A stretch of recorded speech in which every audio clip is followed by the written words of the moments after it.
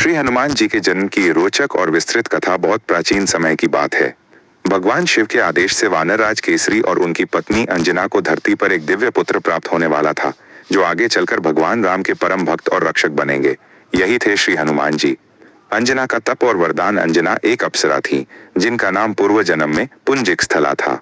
एक बार उन्होंने एक तपस्वी को विघ्न पहुंचाया, जिसके कारण उन्हें श्राप मिला कि उन्हें वानरी का रूप लेना होगा।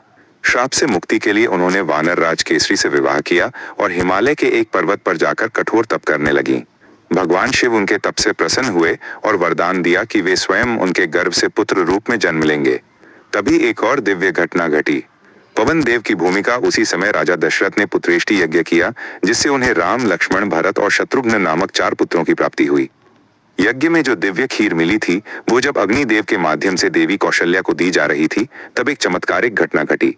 कुछ खीर की बूंदें आकाश मार्ग से उड़कर पवन देव द्वारा अंजना के हाथ में पहुंचा दी गईं। जैसे ही अंजना ने वो खीर ग्रहण की, उनके गर्भ में एक तेजस्वी बालक का संचार हुआ। इस प्रकार पवन देव के संयोग से हनुमान जी का जन्म हुआ और इसी कारण वे पवन पुत्र कहलाए। हनुमान जी का बाल्यकाल। शक्ति और मासूमियत का संगम। हनुमान जी बचपन से ही अत्यंत बलशाली और चंचल थे। एक बार वे उगते हुए सूरज को फल समझकर निगल गए, जिससे पूरी सृष्टि में अंधकार छा गया। तब देवताओं ने भगवान इंद्र से विनती की। इंद्र ने वज्र से प्रहार किया, जिससे बाल हनुमान गिर पड़े और उनकी ठोड़ी में चोट आई। तभी से उनका नाम हनुमान पड़ा, जिसका अर्थ है जिसकी ठोड़ी टूटी हो।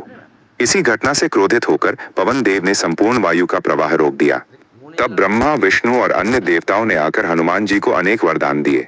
उन्हें अजर अमरता, अमोघ बुद्धि, अपार बल और किसी भी रूप में परिवर्तन की शक्ति प्रदान की गई। हनुमान जी अवतार और उद्देश्य। हनुमान जी को भगवान शिव का 11वां रुद्र अवतार माना जाता है।